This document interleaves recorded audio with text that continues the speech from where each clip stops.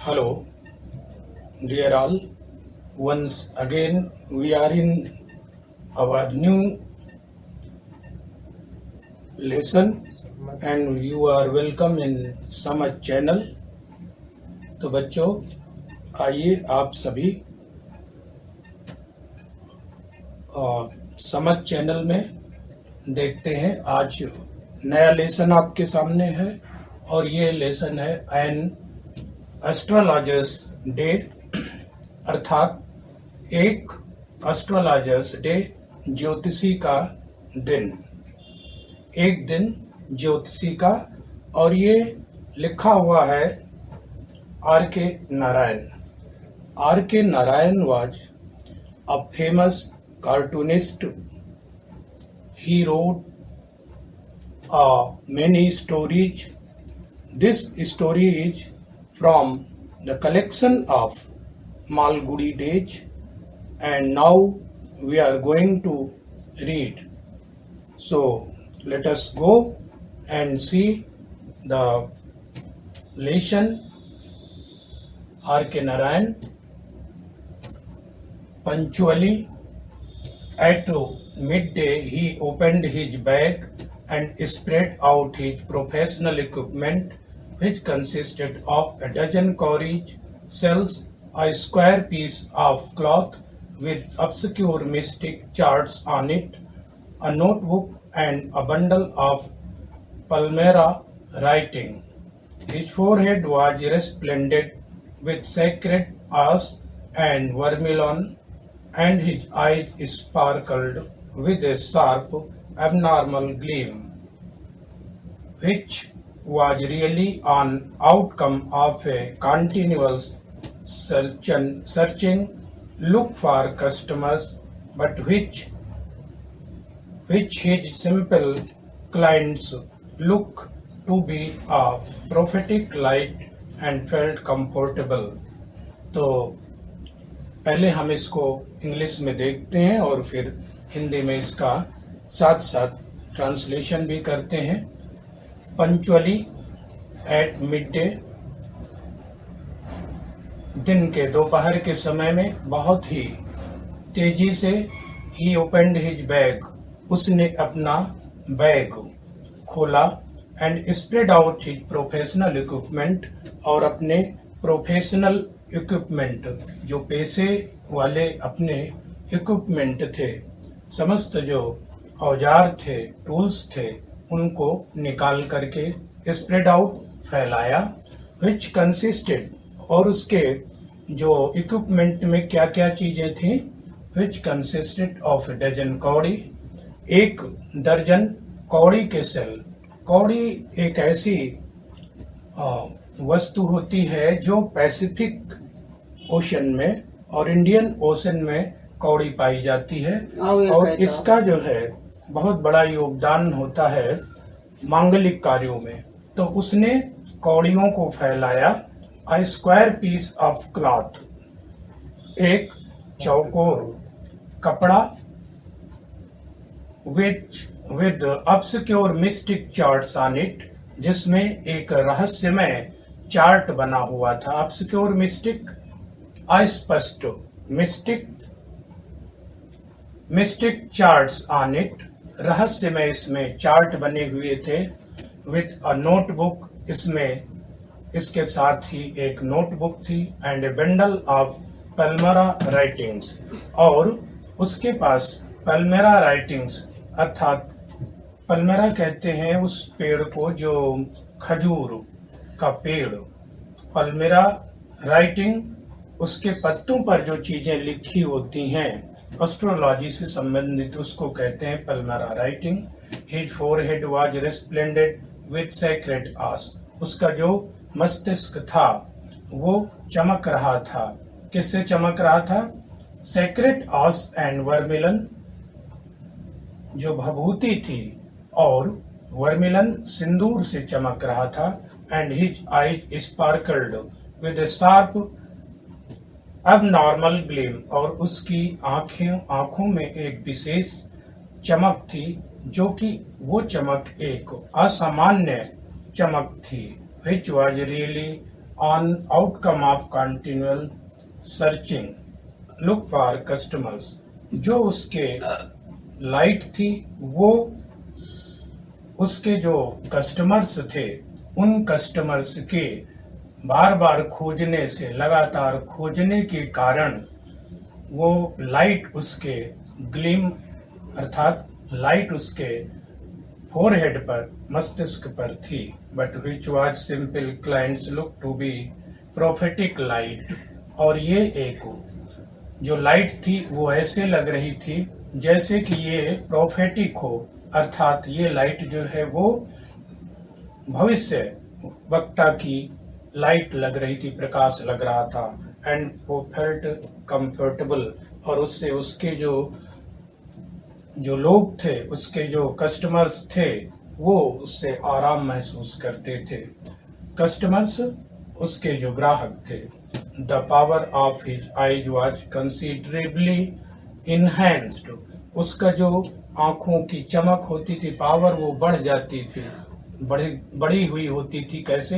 Their position, उसकी आंखों की पोजीशन इस तरह से थी कि उसकी जो आईज थी, आंखें, वो बहुत उनकी चमक बढ़ जाती थी। इनहैंस्ड, उनकी पोजीशन जो है वो जाती थी। Placed as they were between the painted forehead, क्योंकि उसकी आंखें पेंटेड, एक पुते हुए मस्तिष्क के बीच में थी।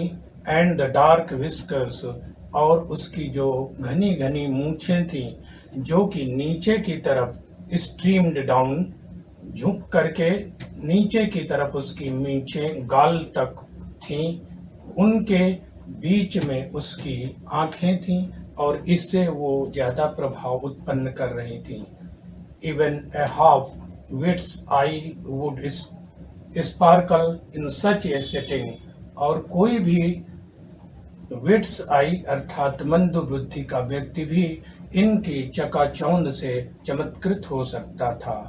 To crown the effect, he would saffron-colored turban around his head, और इस अपने क्राउन को, इस अपने मुखौटे को, सिंहासन जिसको क्राउन कहिए, मुकुट को और इफेक्टिव प्रभाव वाला बनाने के लिए उसने एक सैफ्रॉन कलर का, अर्थात सिंदूरी सैफ्रॉन, केसरिया कलर हुआ, केसरिया कलर से उसने पगड़ी बांध रखी थी अपने हेड के चारों तरफ, अपने सिर के चारों तरफ। This colour scheme never failed, और ये कलर की जो स्कीम थी वो कभी भी फेल नहीं होती थी। People were attracted to him as bees और अट्रैक्टेड टू कॉस्मोस और dahlia stocks. This colour scheme never failed, और ये कलर की स्कीम कभी भी फेल नहीं हो सकती थी। पीपल वर अट्रैक्टेड, लोग उसकी तरफ इस प्रकार से आकर्षित होते थे जैसे कि मधुमक्खियां आकर्षित होती हैं डहलिया के फूलों की ओर। तो he sat under the boughs of a spreading tamarind tree which flanked a path running through the town hall park.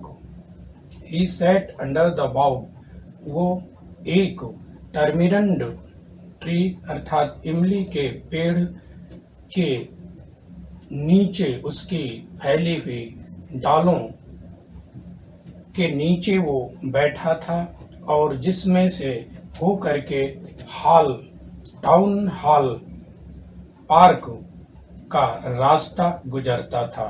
It was a remarkable place in many ways, ये बहुत बढ़िया स्थान था क्योंकि यहाँ पर मेनी वेज, बहुत तरीकों से बहुत बढ़िया स्थान था।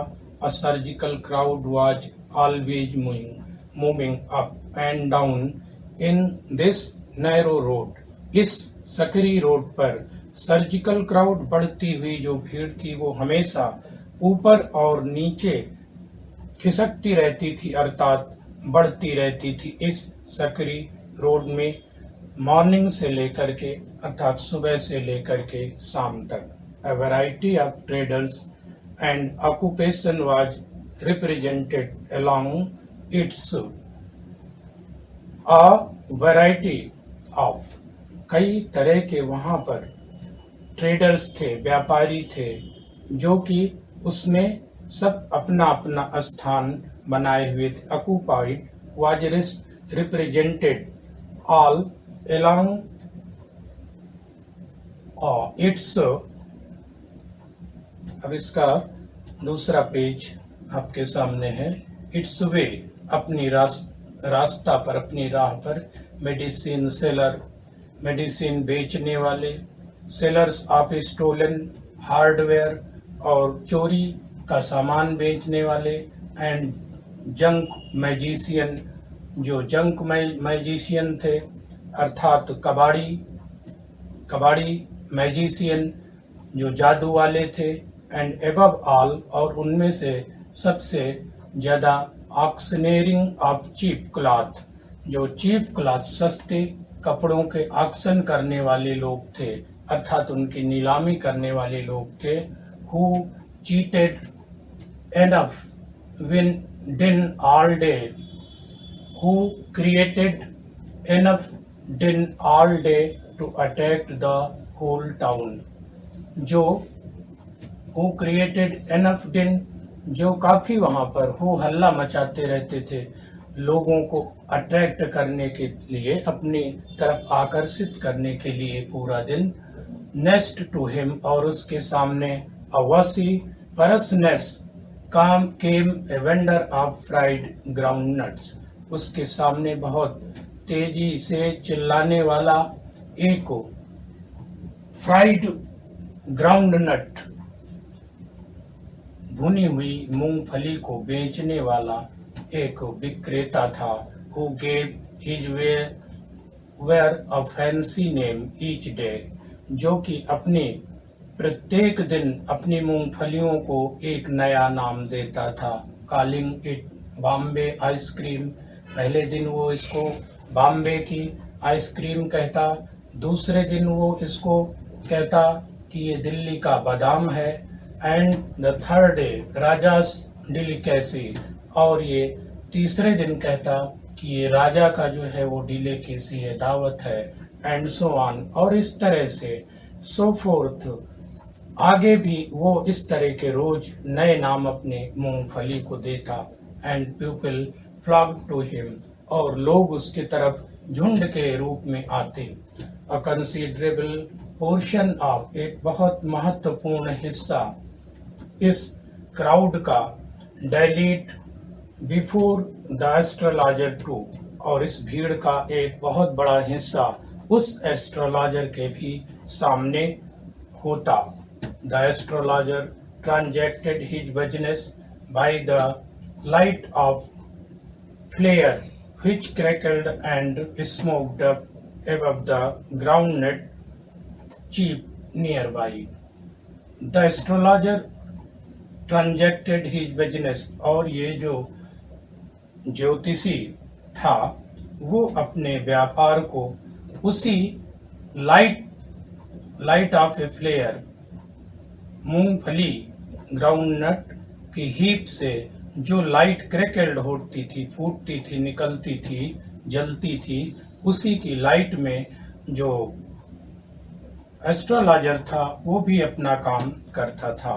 Half the enchantment of the place, जो उस स्थान का, half the enchantment of the place was due to the fact, और इस स्थान में आधा जो प्रभाव था, that it did not have the benefit of municipal light, उसमें उसको म्युनिसिपल की लाइट नहीं थी वहां पर, अर्थात नगर पालिका की लाइट वहां पर नहीं थी। The place was lit by shop lights, और जो स्थान था, ये जो दुकानदार खुद थे, उनकी लाइट से ही रोशन रहता था। 1 or 2 had hissing gas lights, कुछ उनमें से एक या दो हिसिंग गैस लाइट्स, अर्थात शू शू करती हुई गैस की लाइट्स थीं। some had naked flares stuck on poles, और कुछ में तो ऐसी ही नंगी जो है वो लपट निकलती थी जो कि पोल्स में लटकती रहती, खंभों में लटकती रहती थी।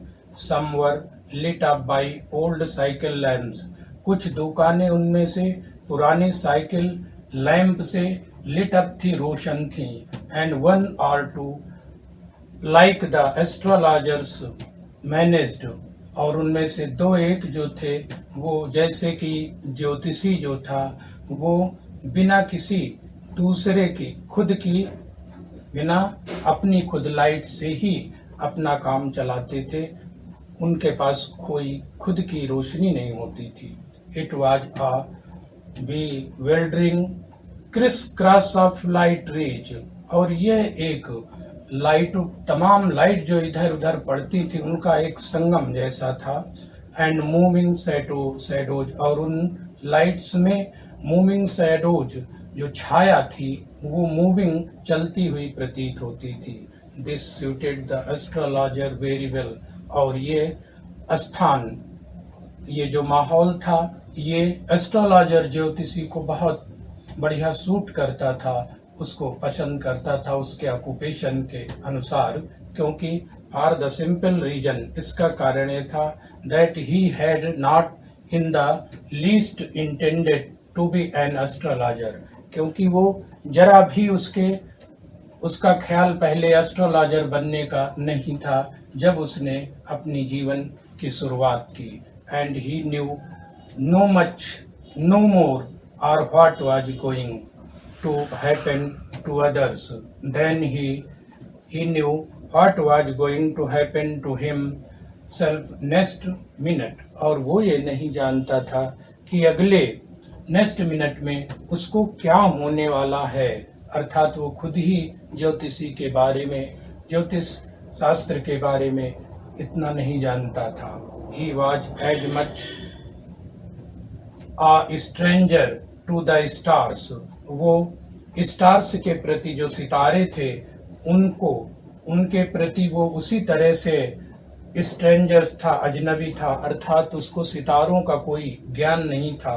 His innocence customers, जैसे उसके कस्टमरों को सितारों की चाल के बारे में नहीं ज्ञात था, उसी प्रकार से इस ज्योतिषी को भी इन सितारों के बारे में कुछ भी जानकारी नहीं थी।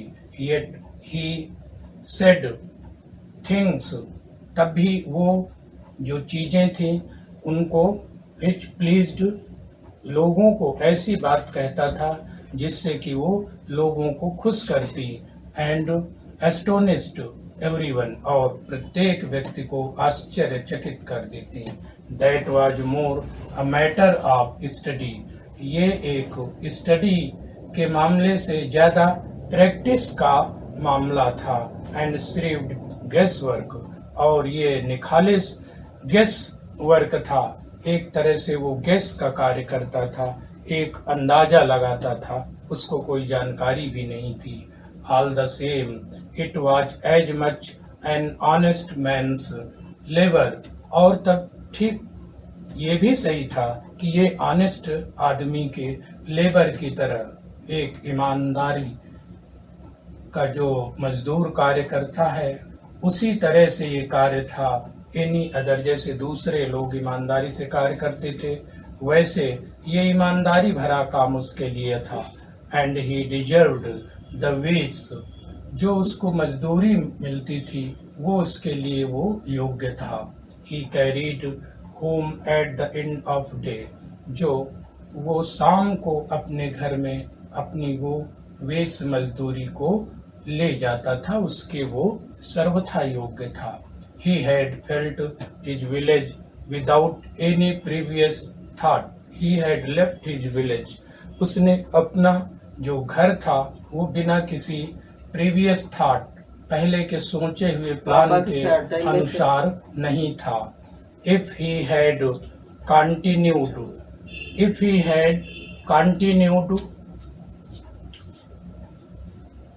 देयर, अगर वो वहां पर रुक जाता गांव में, तो he would have carried on carried on the work of his forefathers. तो वो अपने पिता पैतृक जो काम उसके घर में होता था, दादा परदादा का काम होता था, वही काम वो भी करता, जैसे कि टिलिंग द लैंड, जमीन को जोतना, रहना, मैरिंग, शादी विवाह करना, और मक्के की जो फसल थी उसको पकाना, and instil home, ancestral home, और ये अपने दादा परदादा के घर में वो भी यही काम करता अगर वो वहां पर रुक गया होता। But that was not to be, लेकिन होनी ऐसी नहीं थी, तो he had to leave home, उसको घर छोड़ना पड़ा था, विदाउट टेलिंग एनीवन, किसी को बिना बताए उसको घर छोड़ना पड़ गया था। And he could not rest till he left it behind a couple of 100 miles, और ये उस स्थान से कपल ऑफ 100 माइल्स, 100 माइल्स, कई 100 माइल्स दूर छोड़ आया था उस स्थान को, टू अ विलेजर, और एक गांव वाले व्यक्ति के लिए it is a great deal, ये बहुत बड़ा काम था। As if an ocean between float between, ऐसा लगता था कि वो उस स्थान में जहां पर वो पहुंचा और जहां पर वो गांव था उसके बीच में एक ओशन हो, अर्थात महासागर हो। He had a working analysis of mankind's troubles, उसके पास मैनकाइंड्स, मनुष्य की जो परेशानियां होती हैं उनकी अच्छी खासी एनालिसिस उसने कर रखी थी, उसकी व्याख्या उसने समझ अच्छी तरह से बना रखी थी, जैसे कि मैरिज, शादी विवाह, धन, और तमाम जो टेंजल्स ऑफ ह्यूमन लाइफ टाइज, मानव जीवन की तमाम जो बंधन की समस्याएं होती हैं उसमें अच्छी खासी उसने जो है वो एनालिसिस कर रखी थी। Long practice had sharpened his perception, और लंबे कार्य की जो प्रैक्टिस थी, कार्य की जो करने की उसने प्रैक्टिस कर रखी थी, उससे हैड शार्पेंड हिज परसेप्शन, उसका नजरिया जो है उसको तीव्र कर दिया था। विद इन 5 मिनट्स, 5 मिनट में ही अंडरस्टूड, वो समझ जाता था व्हाट वाज रॉन्ग, कि व्यक्ति के साथ क्या गलत हुआ है। ही चार्ज 3 पीस, वो 3 पैसे लेता था पर क्वेश्चन, एक क्वेश्चन के। And never opened his mouth till the other had spoken for at least 10 minutes, और जब तक दूसरा व्यक्ति 10 मिनट तक बात नहीं कर लेता था तब तक वो अपना मुंह नहीं खोलता था। Which provided him enough stuff for a dozen answers, और इस मसाले से उसको काफी कुछ मसाला मिल जाता था 10 मिनट में, जिससे तमाम वो अपनी राय कायम कर सकता था उन पर। When he told the person before him, उसके बारे में जब वो किसी के बारे में बताता तो ग्रेजिंग एट हिज पाम, उसकी हथेली पर वो देखता, इन मेनी वेज, कई तरह से हथेलियों को देखता। You are not getting the fullest result for your efforts, तुम अपने प्रयासों का पर्याप्त रूप से परिणाम नहीं पाते हो। 9 out of 10 were disposed to agree with him, और 10 में से 9 उससे सहमत हो जाया करते थे। और ही क्वेश्चनड, या तो फिर वो उससे पूछता, is there any women in your family, या तो वो पूछता क्या तुम्हारे परिवार में कोई स्त्री है, may be even a distant relative, और ये तुम्हारी दूर की रिश्तेदार भी हो सकती है। Who is not well disposed towards you, जो तुम्हारे प्रति बहुत अच्छी नहीं है, अर्थात दया भाव उसका तुम्हारे प्रति बहुत अच्छा नहीं है। और he gave an analysis of character, या वो इस तरह से उसके चरित्र के विषय में कहता, most of your troubles are due to your nature, और कहता कि तुम्हारी जो समस्याएं हैं उनमें से ज्यादा तुम्हारे नेचर के कारण है, तुम्हारी प्रकृति के कारण है। How can you be otherwise with Saturn where he is, और इस शनि का क्या करोगे, ये तो यहाँ पर बैठा ही है। You have an impetuous nature and a rough exterior, तुम बहुत ज्यादा इम्प्यूटियस नेचर के हो, बुरे स्वभाव के हो, और तुम्हारा जो बाहरी जो बनावट है वो भी बहुत अच्छी नहीं है, रफ है। This endeared him to their hearts immediately, ऐसा कहने पर लोगों का हृदय तुरंत प्रभावित हो जाता। For even the mildest of us loves to think that he was a forbidding exterior, और कोई भी ऐसा व्यक्ति नहीं महसूस करता कि उसके बारे में ऐसा कुछ बनावट के बारे में कहा जाए। The nuts vendor blew out his flare, जो मूंगफली का विक्रेता था उसने अपनी आग जो है वो बुझा चुका था और घर जाने के लिए तैयार हो रहा था। दिस वाज अ सिग्नल, ये इस बात का संकेत था। फॉर द एस्ट्रोलॉजर के लिए कि वो भी बंडल अप टू, कि वो भी अपना सामान समेट ले। Since it left him in darkness, क्योंकि अब वो अंधेरे में हो जाएगा। तो बच्चों, इस तरह से हम ये आज का इस पाठ का समापन करते हैं। दूसरा पार्ट इसका फिर से हम शुरू करेंगे। आप इसको ज्यादा से ज्यादा लाइक कीजिए, कमेंट कीजिए और सब्सक्राइब कीजिए। Thank you a lot.